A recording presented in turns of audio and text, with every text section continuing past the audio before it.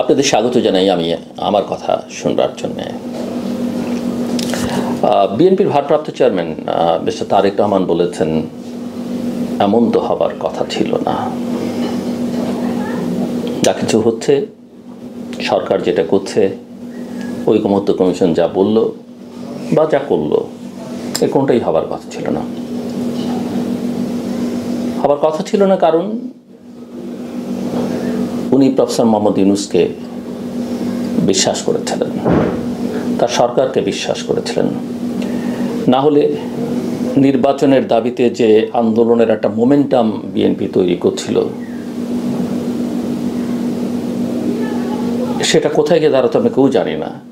তবে লন্ডন বৈঠকের মধ্য দিয়ে সেটাকে ডিফিউজ করে দেওয়া হয়েছে এবং আন্তর্জাতিক খ্যাতিসম্পন্ন এরকম একজন বরেণ্য মানুষ, সরকার প্রধান, নোবেল লরিয়েট, তিনি যখন মিস্টার রহমানের সঙ্গে কথা বলতে চাইছেন,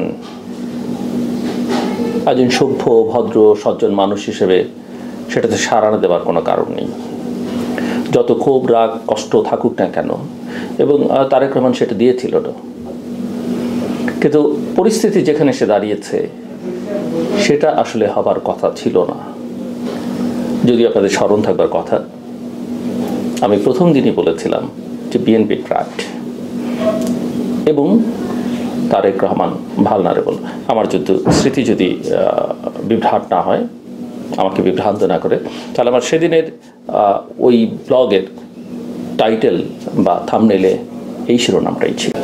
এবং যে পরিস্থিতির মধ্যে এখন সব কিছু এসে দাঁড়িয়েছে, সেটা অনেক জটিল এবং এখান থেকে বেরোনো খুব কঠিন হয়ে দাঁড়াতে পারে আগামী দিনগুলোতে। নির্বাচন হলে না হলে এবং নির্বাচন হওয়াকে কেন্দ্র করে অনেক ঘটনা ঘটবার আশঙ্কা রয়েছে এবং এটা মোটামুটিভাবে স্পষ্ট। পত্রিকার খবর বেরিয়েছে যে এখন নাকি এই ঐকমত্য কমিশনের যে রিপোর্ট বা জুলাই সনদ বাস্তবায়নের জন্য আরেকটা কমিশন হবে। আবার সেই কমিশনের প্রধান প্রফেসর মোহাম্মদ ইউনূস, সেই কমিশনের vice chairman professor Ali Riaz. যেখানে কয়েক মাস পরে একটা নির্বাচন হওয়ার কথা, যেই সনদ বাস্তবায়ন করবার কথা নতুন সরকারের, হ্যাঁ তার মধ্যে অনেক ইফস অ্যান্ড বাট আছে। নিম্নকক্ষ উচ্চ কক্ষের কী হবে, গণভোটের কী হবে, প্রধান উপদেষ্টার আদেশের কী হবে, এগুলো অনেক কিছু আছে, কোনটা আগে হবে কোনটা পরে হবে। কিন্তু এটা বাস্তবায়নের যেটা একটা কমিশন হবে, আমি জানি না পত্রিকার খবর কতখানি সঠিক, তবে বাতাসে যে খবর বেরোচ্ছে তাতে এটা আছে।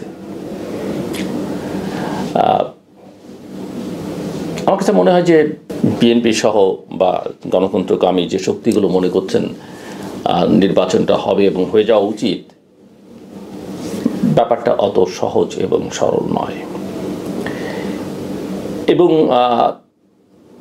বিএনপি একটা ভুল হয়তো করতে পারে, তারা যদি মনে করে যে কোনোভাবে একটা নির্বাচন হলেই হলো, আমরা তো ক্ষমতায় আছি, যে কোনো নির্বাচনটাও তাদের জন্য আরও ভয়াবহ বিপদ ডেকে আনতে পারে।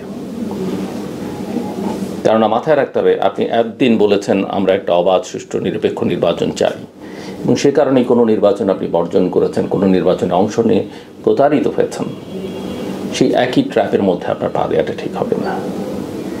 বাট আমি এটা ক্লিয়ার করতে চাই, আমাকে যদি বলেন, আমি মনে করি যেহেতু বাংলাদেশের রেকর্ড আছে 80 দিনের মধ্যে নির্বাচন করা যায়, আমি চাই দ্রুত একটা নির্বাচন হোক এবং একটা ভালো নির্বাচন হোক, যে এই নির্বাচন নিয়ে মোটা দাগে কোনো প্রশ্ন তোলা যাবে না। যেমন ধরেন 2008-এর একটা নির্বাচন, সেটাও কিন্তু একটা বড় রকমের প্রশ্নবিদ্ধ, যথেষ্ট সংশয় আছে সেই নির্বাচনে কী হয়েছিল।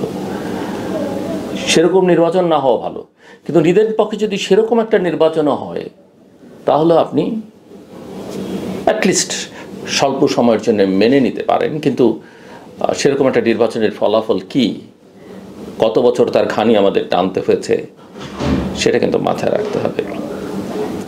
আমরা শুনছি যে বিএনপি তার, এখানে বলে রাখা ভালো এই কথার আগে, আমি আসিফ নজরুল আইন উপদেষ্টা তিনি বলেছেন যে এক সপ্তাহের মধ্যে রাজনৈতিক দলগুলোকে সিদ্ধান্ত নিতে হবে, ঐক্যে আসতে হবে। কয়েক মাস আলোচনা করে ঐকমত্য কমিশন রাষ্ট্রের এত অর্থ খরচ করে যে ঐকমত্য আনতে পারেনি, এবং এখন যখন বিরোধটা একটা চূড়ান্ত পর্যায়ে, সেটাকে এক সপ্তাহের মধ্যে আশা করছেন। ওই যে সরকার প্রধান যেমনটা বলেছিলেন, না পুলিশ টুলিশ দরকার নেই, আমরাই নির্বাচন করব, ভাবটা এরকম। আপনারা বসে একটা ঐকমত্য চলে আসেন, করতে পারলে ভালো, কিন্তু 54 বছরের ইতিহাস এরকম কোনো নজির আমাদের সামনে হাজির করেনি। তারপরে বলেছেন যদি আপনারা না পারেন তাহলে সরকার সিদ্ধান্ত ইম্পোজ করে দেবে। কিন্তু সরকার কার পক্ষে করবে, কি করবে বলা মুশকিল। কোনো দলই এখন আর সরকারকে নিরপেক্ষ বলছে না, কেউই সরকারের পক্ষে তেমন কোনো কথা বলছে না। যদি আমরা জানি গোপনে গোপনে কার সঙ্গে সরকারের সখ্যতা আছে, কার ব্লেসিং সরকারের প্রতি আছে, সেটা আমরা কিন্তু কম বেশি সবাই জানি। কাজেই সব কিছু যত সহজ মনে হচ্ছে অতটা সহজ নয়। আমরা তো দেখতেই পাচ্ছি, শুনতেই পাচ্ছি যে বিএনপির সঙ্গে এনসিপির নাকি সিট ভাগাভাগি নিয়ে আলোচনা হচ্ছে, জামাতেরও নাকি এরকম একটা কিছু হচ্ছে। তো এনসিপিকে ছেড়ে কথা বলছে, প্রতিদিন এনসিপি নেতাদের মুখে বিএনপি সম্পর্কে যে কথাবার্তা শুনি, একদম না। আবার ওদিকে বিএনপি নেতাদের যেসব আচরণ কথাবার্তা আমরা শুনছি, একটা নিরপেক্ষ অবস্থান থেকে কেউ কথা বললেই তাদের গায়ে লাগছে।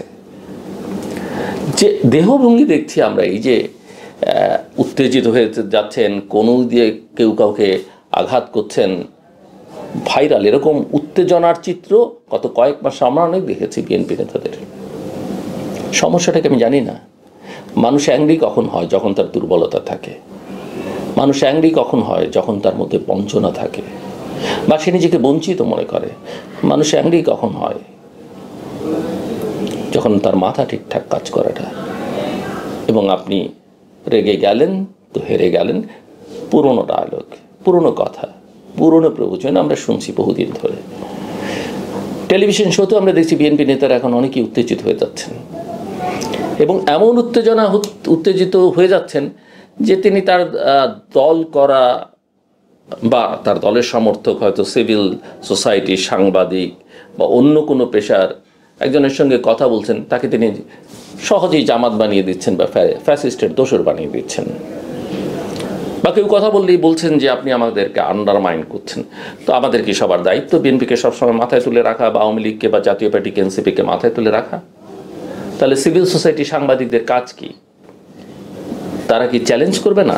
তারা কি প্রশ্ন করবে না? তারা কি পরামর্শ দেবে না? সেটাই তো কাজ। আর তাতেই যদি আপনি তাদের সঙ্গে সম্পর্ক খারাপ করেন এবং ক্ষমতায় যাবার আগেই, এবং ক্ষমতায় আসলে যেতে পারবেন কিনা, যাবেন কিনা তারই কোনো গ্যারান্টি নেই। দলীয় প্রধান বুঝতে পারছেন যে অনেক রকমের সমস্যা, আপনারা বুঝছেন না। আর মানুষ যে এখন প্রত্যেকের হাতে ক্যামেরা, আর মানুষ যেগুলোকে ফলো করে, এগুলো যে সহজেই ভাইরাল হয়ে যাচ্ছে, এবং মানুষ শেষ পর্যন্ত আচরণটাই মনে রাখে। বিহেভিয়ার খুব ইম্পর্টেন্ট জিনিস। এটা বিএনপি নেতাদের অনেকেই কিন্তু ভুলতে বসেছেন। সো আমার মনে হয় যে সামনের দিনগুলো একেবারেই সহজ সরল নয়। আমরা দেখছি এমনিতেই এই যে ভাইরালের কথা বললাম, বা খবরাখবরে অনেকেই 5ই ডিসেম্বর নির্বাচন হবে, এটা হবে, ওটা হবে।